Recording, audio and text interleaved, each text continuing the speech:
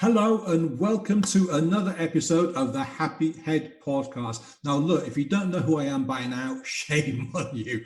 It's Paul, I'm your host, and today I'm joined by the newly diagnosed as a genius, Mel Sims. Good afternoon, Mel. How are you doing? Thank you very much, Paul. Nice to see you. I'm really well, thank you. Thanks for having me. You're jiggling a little bit there. Stop jiggling. Oh, that's part of, unfortunately, the ADD, but we'll get to that. Oh, yeah. So it's taken us a bit of a while to get here because of mixed messages, and we were sitting talking, and then you had to dash off somewhere, and it's, but we're here, so we're chatting. We're here. So, who is Mel Sims, and why are we talking today? Okay, I am a 48-year-old single mother who lives in Essex, who has, I've got quite an open, sociable personality. And yet I always thought something was a little bit different. My life, I grew up in the New Forest. I grew up in Wales. We've moved about a bit with my dad and my mother. And then I burnt out when I was 13 at school, and I ended up in a children's hospital. And I was in the children's hospital for 2 months. And I think it was my brain's way of saying, I'm not going to let you walk. I couldn't walk. I'm not going to let you walk because I'm going to make you stop. And by stopping, what it was doing was protecting me. And yet I hadn't realized that until the journey I've been on recently, when we started talking, stopping me from allowing too much emotional overstimulation to keep going on. So I got better. I went back to school again. And I noticed at school, although I was always in the top sets and I got very good results, etc., I just couldn't quite get to the top, because I would find it hard to write essays, and I would be keener to spontaneously and impulsively answer the question with all the information that I knew, rather than actually answer the question they were asking of me. So it will come to no surprise to any fellow people out there with ADHD or ADD, and I'll explain the difference in a minute, that my report said, if only she'd focus a little bit more. Now, I always thought I was focusing. I was a really good listener, providing that you interested me, because if you weren't interesting me and I was trying to concentrate, the moment that bee came into the classroom, or the moment that the wind started blowing a tree, my attention would go over there. So I think for me, the very title, attention deficit disorder, is wrong. I'm going to talk about this as attention regulation disorder. Okay, before we carry on, can you do me a big favor? Can you just tip your camera a little bit? Because all we've got is just the top of your head. That's it. Hello. Sorry. You look like a headless body talking. You see all my beautiful art as well. I love it. Yeah, we'll talk about it in a minute. Anyway, so sorry to interrupt. Carry on.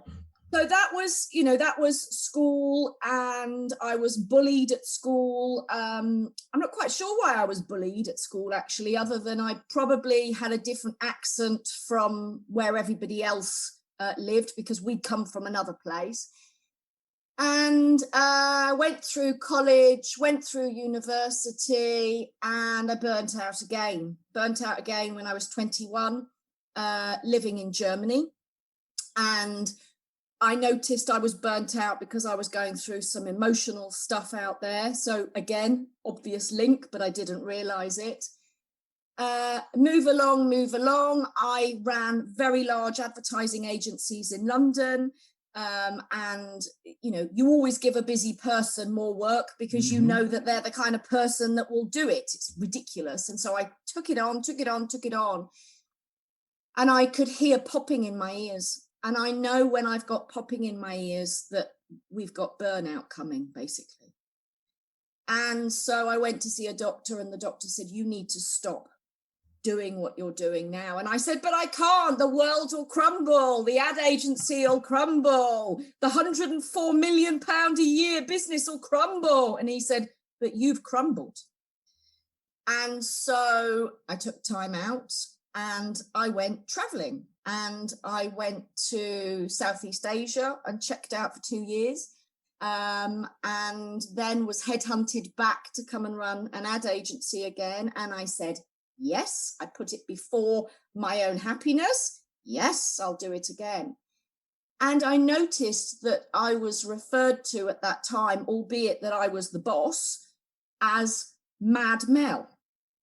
And I used to think Mad Mel was that I was sort of a bit flamboyant and a bit of an eccentric and a bit of an extrovert. Now I look back, I probably said quite random things. I was probably quite impulsive. I would interrupt. I hate the fact that I interrupt, but I would interrupt. And I had a baby when I was 38, a little girl, and decided I couldn't work in London anymore with the advertising agency. And the drinking was a big part of my 20s and 30s after work. And so I created a children's play centre, an under fives play centre, which had breastfeeding advice, sleep counselling, behavioural parenting, slings, etc. We had beautiful food. We won awards. We dealt with all of the allergies that were there. And holistically, I really connected with it. I loved it. But it was so busy. I had 8 members of staff, and everyone always wanted to talk to me and say, what an amazing idea. Can you set one up in my town? People would drive 90 minutes to come to us. People in London would organise parties out in the countryside in Essex because they knew there'd be no nuts, no wheat, no milk, whatever. And then lockdown hit, nearly a year today, actually. And I didn't know what to do. And so I furloughed my staff, and I went to a flat that my nana had down by the beach. She'd passed away. And with my daughter, I thought, well, this is going to be lovely. I'm almost in a way going to be paid to just relax and chill, etc., etc. And I couldn't settle. Something wasn't right, Paul. Something really wasn't right. I had a lot to drink. I was probably drinking 50 units a week rather than the recommended 14 units. I didn't even know what 14 units represented. And I'm not quite sure many people in the UK do. They just probably think, oh, that's too low. It's 6 glasses of wine per week. I was wine a week. It's a bottle of wine, bottle and a half. I was necking that in 2 days. Because as soon as I came home, you know, from 20s, 30s, 40s, I'd have 1 glass. But during lockdown, it went up to maybe 3 glasses. And I hated myself for doing it, but I couldn't seem to stop. I couldn't seem to understand what I was escaping from, because it was lockdown and I wasn't working, and I was lucky, and my daughter was intelligent. She wasn't a pain in homeschooling. Yet I wanted to keep checking out. I couldn't bear it. And I did a test online, and it was the ADHD test. And I answered yes to every single question. Do you find it hard to start things? Do you leave everything till the last minute? Yes. I actually find that more fun, more exciting. I like the adrenaline of it. We'll get to that in a minute. Do you interrupt friends? Yes. Do you forget things? Oh my gosh, yes. I mean, I'm single, and if I ever date, I have to say to the person early on, because I didn't know then I had ADHD, you don't date in lockdown. I had to say, I probably won't remember some of these things you tell me. It's not because I'm not interested, but I don't know why something's funny with my memory. And at 48, I'd gone through the menopause, so I just assumed it was the menopause, the foggy brain, etc. And when I did the test, I learned that people who have ADHD are lacking in dopamine. And I thought, dopamine, that rings a bell. What's dopamine? What's dopamine? Dopamine is the happy emotion. It's the emotion that I would get pre-lockdown from being busy, being needed, going out for meals, meeting my friends. This is ADD, all these hands.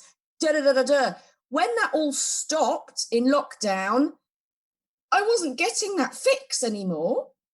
And furthermore, and this is what nobody talks about, going through the menopause depletes your estrogen, reduces your estrogen. Estrogen triggers dopamine. So already I had a scant amount, and the menopause made it even worse, which all came to a crash in lockdown because I was drinking for the dopamine. So, I mean, to a point of self-harm, drinking, and I thought, this isn't right. So I read and I read and I read, and I found some fantastic TikTok videos and Instagram, for me, role models saying, you know, that feeling of anxiety you used to have at the beginning of the day, maybe that wasn't anxiety, maybe that was ADHD. And, you know, when you used to burn out, maybe that was because your body was sick to death of masking something that was wrong, and it was saying, red flag, time to, you get me? Had it never occurred to you before, when you had the burnout at 13 and the one in the 20s, and the way you kind of were generally, that there was something that wasn't quite right in that kind of sense? I always knew I was a bit different. I Mhm. always knew that I could, it's really weird. I mean, if I would go out in groups of friends, if they started talking about banal things like nails or waxing or anything, you know, silly things like that, I could still be there. I could pull off being there, but I wasn't there. I detached myself. And I always just thought, maybe I'm a bit more boyish than the other girls, you know, maybe I'm not so interested in things like that. And when I used to say to my mum, I've not had a good week, mum, you know, that my head is just, my ears are popping, etc., she'd say, you've got too much on, Melanie. You take too much on. You need to slow down. That wasn't the case at all. Mhm. I sought all of that busyness for dopamine hits, for the trigger, for the adrenaline, etc. And I think that's affected my relationships with people. That's why I'm single, let's be honest. I think it certainly affected my liver during lockdown. My daughter has had to learn to say things along the lines of, Mummy, you've just told me to go upstairs and get the hairbrush, but you also said to me that you wanted me to put the washing out. Which one do you want to do first? And so I've taught her that she is welcome to ask me to prioritize things. I then in June decided that I didn't want to drink like this anymore, and I needed to get control. And I'd been a really successful businesswoman. I didn't want anything to control me. And so I started drinking quite a lot of the non-alcoholic drinks that were out there, and it worked. And I started putting tonic in my wine, and it works. And I got a bit more of a hold on it.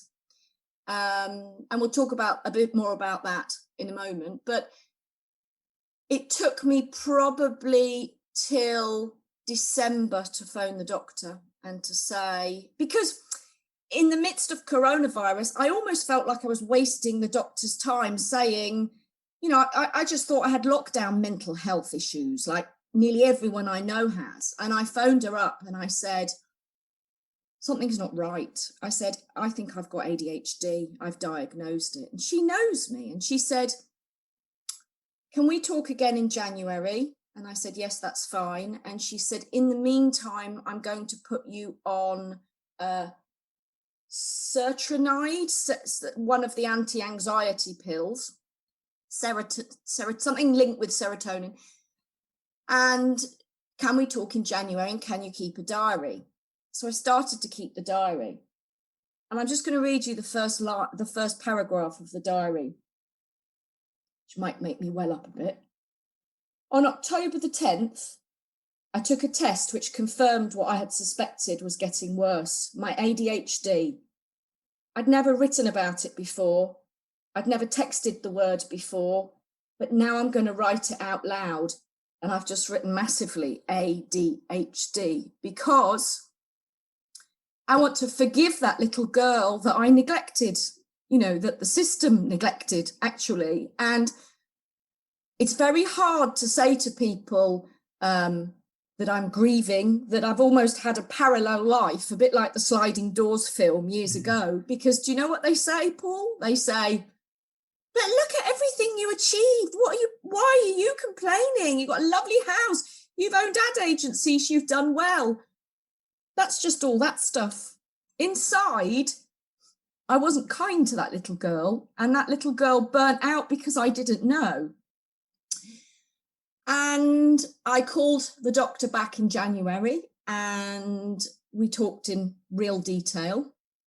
And she said to me, I'm afraid that you are going to have to pay for your own diagnosis. And then you will come back to me with the diagnosis, because attention deficit disorder, or attention deficit with some sort of hyperactivity disorder, which is the one where I can't sit still and I move around. I don't have that. I don't. I love lying on the sofa sometimes and reading a book. But she said, the fact that you were a high functioning 48-year-old that's got this far, the NHS will not be interested in paying for your test. And I said very sarcastically, do I need to set a car on fire or spit on somebody before you take me seriously and pay for the test? And she said, yes. So that evening I crashed a little bit, and I thought, right. And I went back on the social media accounts that I talked to you about, and the Instagrams and the TikToks, and typed in ADD. And goodness me, there's a lot of very intelligent women with ADD, very creative women who are entrepreneurs, because they cope with all the multitasking and the speed and the deadlines, etc. Don't ask me to do an Excel spreadsheet. I'll lose it. I won't know where I've saved it. I won't remember where the information is. That's why I used to have staff. But people close to me would say to me, well, why can't you do an Excel spreadsheet? Well, why are you always late? And you get a lot of criticism when you've got ADHD or ADD, and it affects your self-esteem. And I've always said in the last sort of 6 months of learning about this journey, I don't have low self-esteem. I'm the most confident one, in the town. Maybe I need to really think about that, because I'm thinking I don't have low self-esteem through the wrong filter that I have had for the last 48 years. If I look at it now as I'm going to be kind to myself, why did I go out with the wrong blokes? Why did I used to drink too much? Why did I used to get in stupid cabs, which is very topical at the moment, without checking it was even a licensed cab driver? I didn't have as much respect for myself as I thought I did. So I found a place called Psychiatry UK, which is Psychiatry-UK. And if you can spell psychiatry, good luck to you, because I've tried to remember how to spell it about 56 times in the last 6 months, and I still can't crack psychiatry. They work with the NHS, and there is a system called Right to Choose, where we have the right to choose which doctor or consultant we see. So I read up on it, and one of their specialisms is ADHD. So if you're in England and if you are over 18, you can go on. There is a template which you send to your GP, and they fill it in, send it back, and they pay for the whole lot. The NHS pay for the whole lot. Mm-hmm. My doctor was so happy that I informed her about this. She phoned me up and she said, I'm really embarrassed to say, I didn't even know this existed. I didn't even know, nor my peers in the surgery, that we would pay for grown-ups for this type of testing.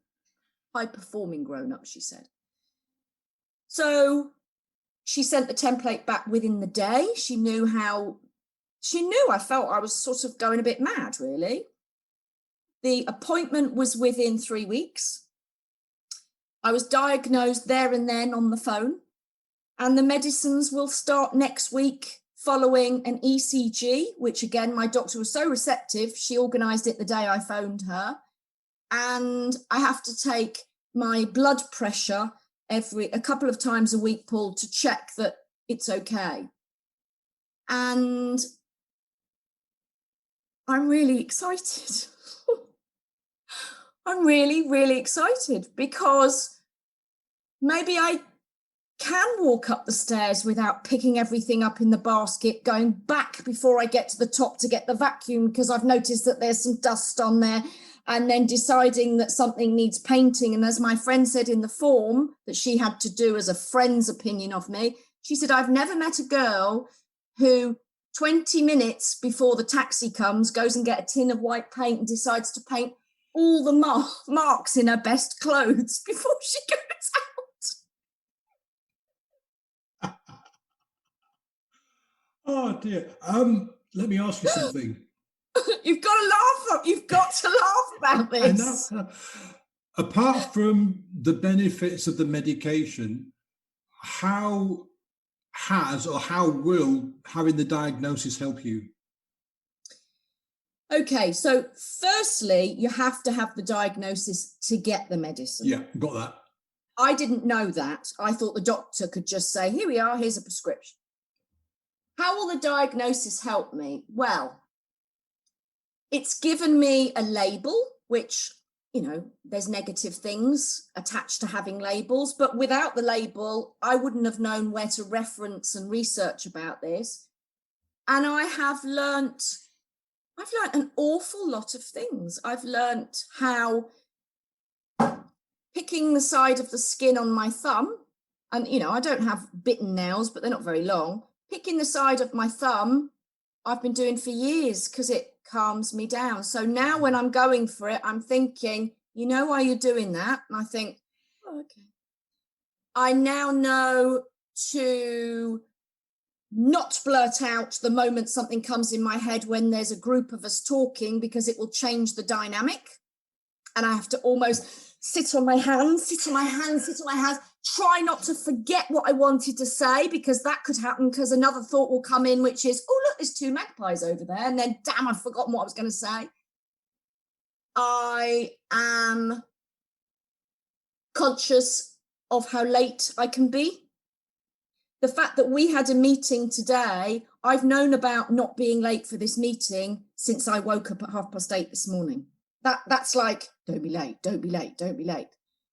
I have explained to friends that we'll have the most amazing day, but when you say, can we do this every Wednesday? Absolutely not. I am not going to commit myself to things like that. Can't bear it. Prefer to be impulsive. But even after our amazing day, I might go off the radar and unplug myself for 3 weeks, and you might not hear from me again. So please don't take it personally.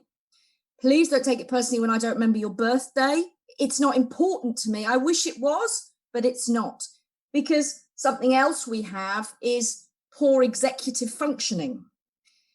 The memory loss, the you know, dates and things like that aren't important to me. What's important to me is that bit of fluff on that 3rd step on that carpet. I need to go and get that vacuum and sort that out now.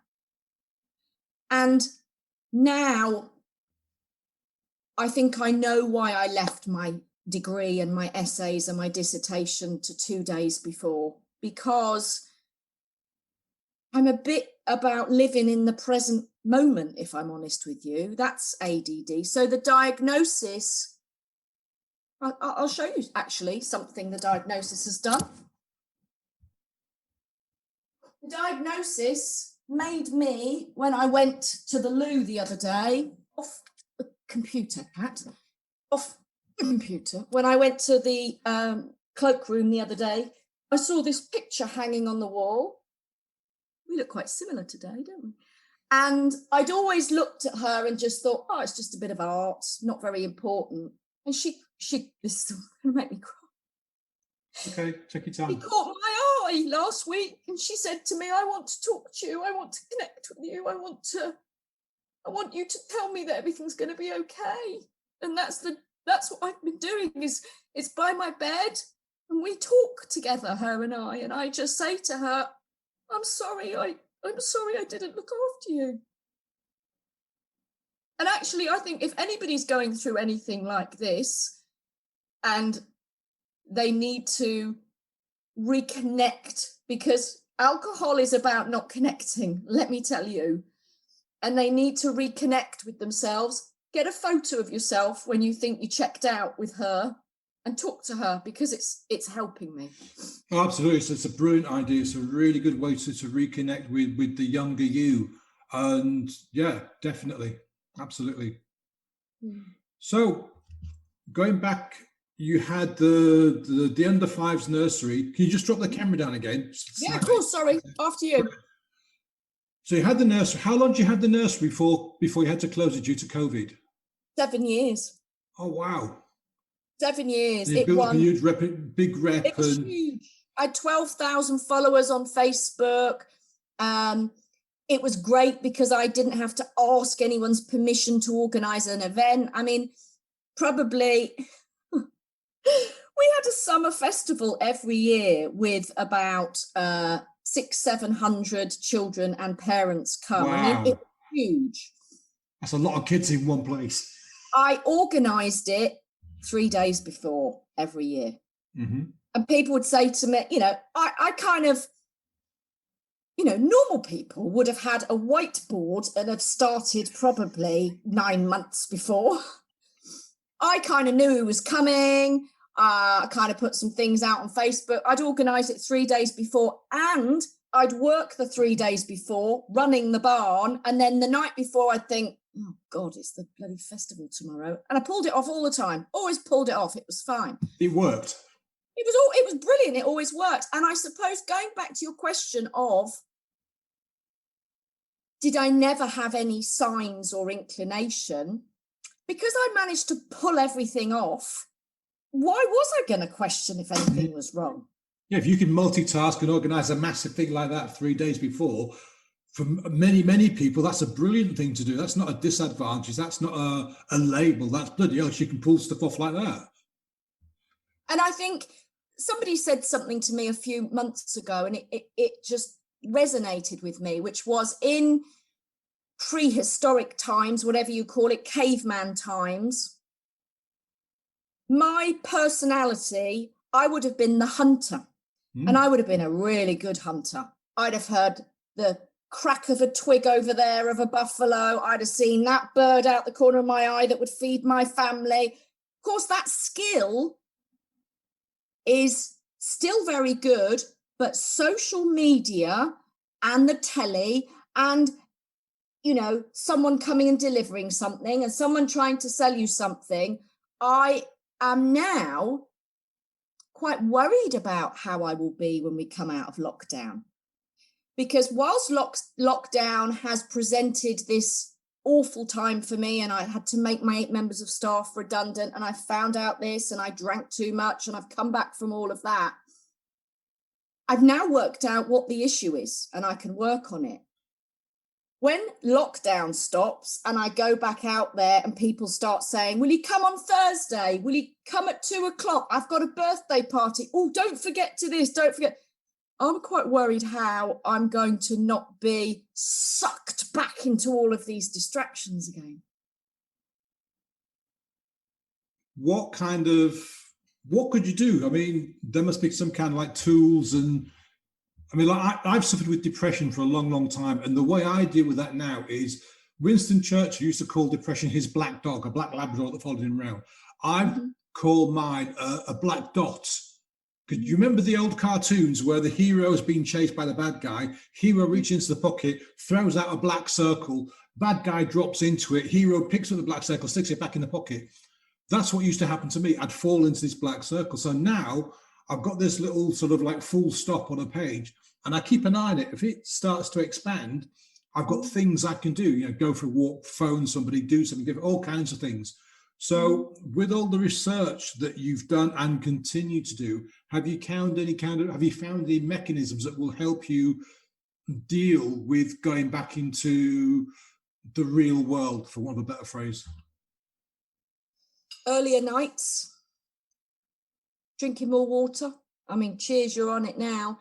If you've drank a lot of booze over the years, and again, let me just say, I wasn't wetting the bed. I wasn't blacking out. I was one of those middle-aged women who think it's normal to drink wine every night. It's not. You're masking something. Something's not right. If you're not making the choice, something's not right. So lots of water, because you will be dehydrated, have been for years. I will not answer my phone. I will not look at emails. I will check out. That's what I have to do. I have to check out and almost disassociate, actually, from everything. Mel, I do that every night because I've had sleep problems in the past, and I've done some research on that. One of the challenges that we face is because we live in an artificially lit world. Oh, you know, the stuff, blue screens, yeah, really, they're designed, not designed, but the brain goes, oh, blue screen, that means it's daytime, so I've got to stay awake. So one of the things I do now is 9 o'clock or before, I turn all my screens off. I come off my computer, I turn my phone off, turn all the lights down. And I don't answer calls. I don't answer messages. They just wait till the morning. So yeah, I agree. It's a really good thing to do, to kind of just like unplug once you get home and that kind of thing. Sorry, Paul, after you. I was going to say, are you going to reopen your nursery?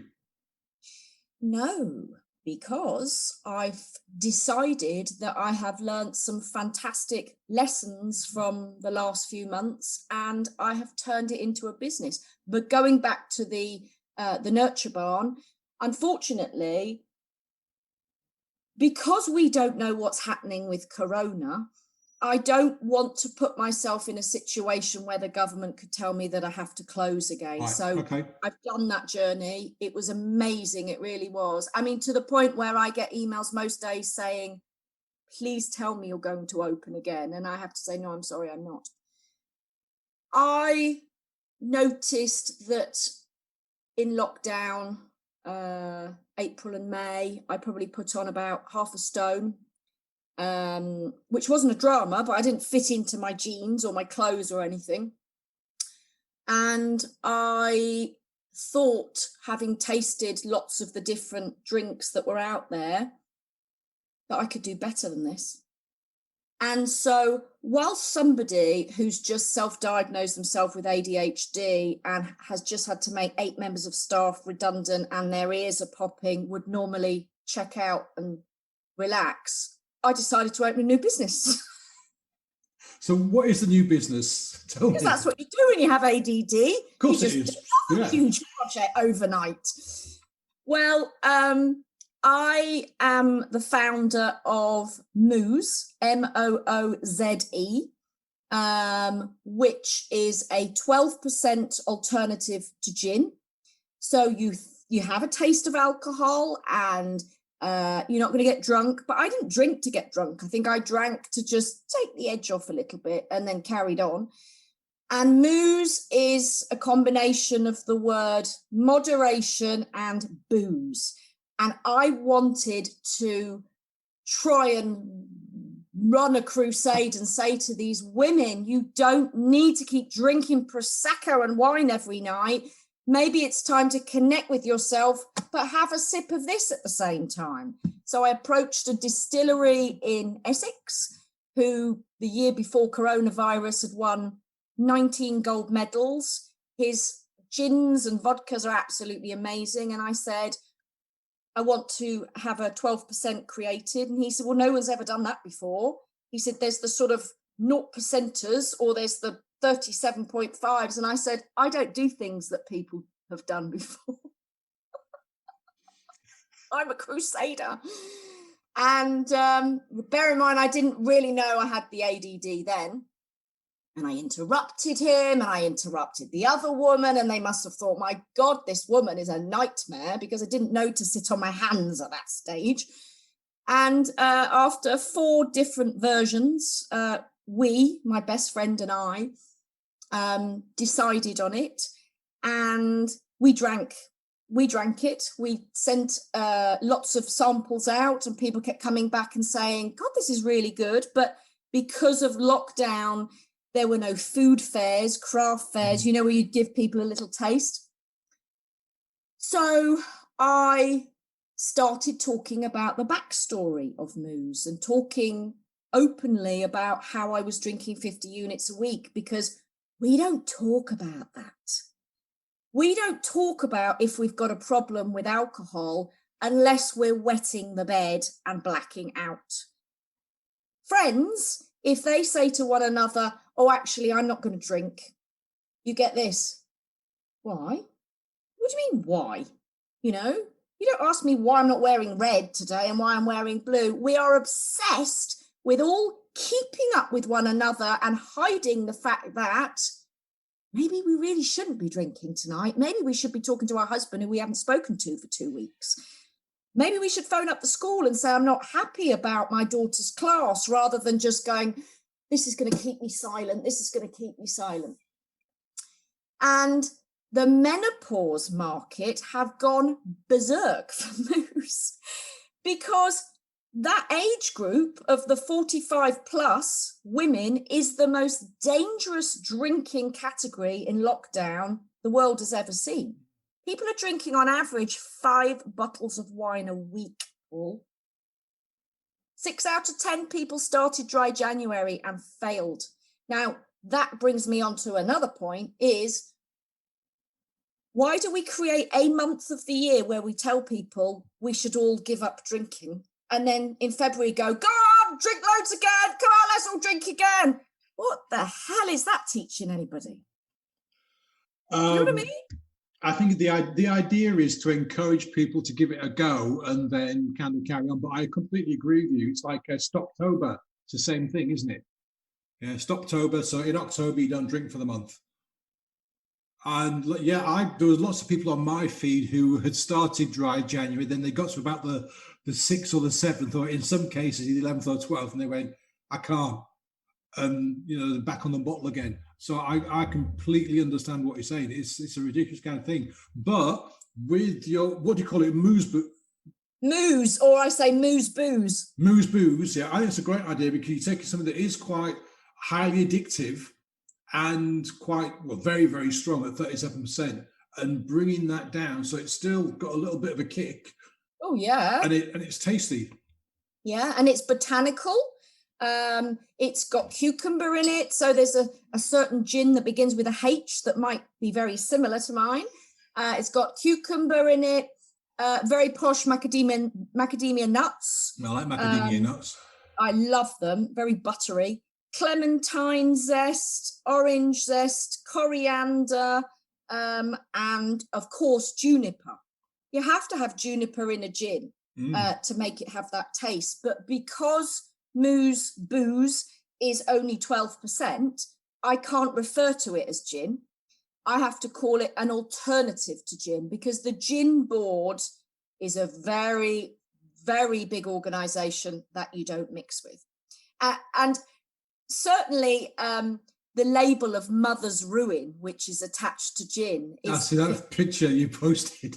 You saw that, yeah? So that was in the sort of mid-19th century, where gin was cheaper than water. So these mothers, that amazing picture of Gin Lane, London, of the mother breastfeeding, but the baby's like just thrown in the curb. People were just all drunk everywhere, and lockdown's a bit like that, I think. Not that bad, but getting close, I think. Getting close. So is it available to the public? Do they have to order it? How do people get hold of Mooze Booze? So the website is moozebooze.com, and remember, they've both got Z's in them, moozebooze.com. It's $19.99. It will be with you within 48 hours in sustainable packaging. I wanted to make sure I tick that box. It's botanical, it's vegan, it's sugar-free, sweetener-free, because lots of people are interested in losing weight. As I said, in 2 months, I lost that half a stone just switching to Mooze. Nobody would know unless you told them that it wasn't full-fat gin. I'm telling you now. I drink it with tonic, and just the noise of that clinky, chinky ice in the glass at the end of the day creates a line under my day for me. And yesterday I drank a glass of wine because I'd run out of tonic and I couldn't be bothered to go out and get some. And do you know what? And I used to love Sauvignon Blanc. It just tasted too strong. And going back to being mindful, it made me think of how much I was necking something that actually is the same thing that you put in cars. It's from the same ingredients as what makes petrol, ethanol. And, you know, it's actually ethanol in a pink bottle, ethanol with a bit of peach, ethanol with a bit of this and that. And I'm not doing that anymore. And my liver, I want my liver to keep me healthy, so that who knows if the liver's linked to something with ADHD? I don't know. But I know that people who suffer from ADHD or ADD, whatever you want to call it, are very affected by alcohol, very affected. And whilst we think that it's making us feel better, it makes you feel even foggier in the morning. So whilst your executive functioning is crap most of the time, put a layer of 2 glasses of wine on that and it doesn't work. Okay, I got 2 final questions for you, Mel. First one, what would you suggest that any women that are listening to this that might think, from what you've described today, they might have ADD or ADHD, what should they do? Go onto social media if you have it and follow somebody called Pink Pear Bear. Pear is in the eating.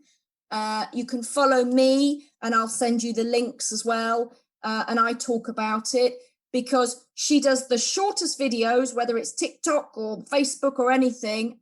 And if you find yourself going, oh my God, I do that, and oh, I didn't realize that, it will blow your mind. And then go on to Psychiatry UK's website, read on there. And if you really feel that you want to take it further, you are not causing the doctor any distress. It's not costing any more money. Say to them, I have a system that I want to use.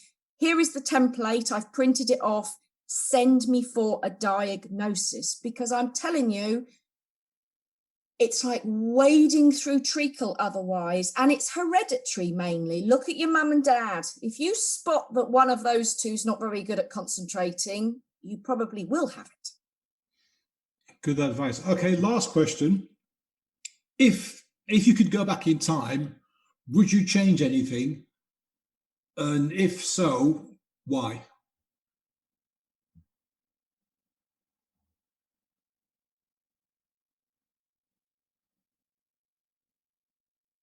Yes, I would, certainly on a relationship point of view, identified the fact that I felt bored wasn't necessarily that they were a boring person. It was that my ADHD wasn't allowing me to be stimulated enough, and I let go of some really great men, actually.